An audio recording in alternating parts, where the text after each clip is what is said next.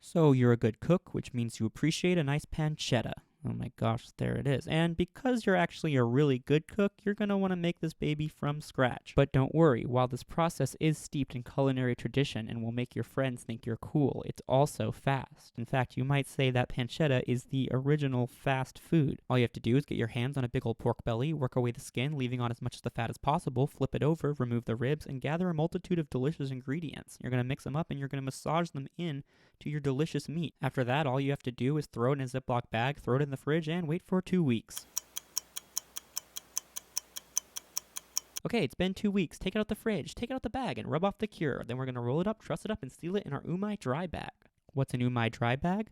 Well, it's an innovative membrane that protects your food by letting moisture out and oxygen in, creating a wonderful flavor and protecting your pancetta from mold and odors. Just toss it in the fridge, and we're finally done.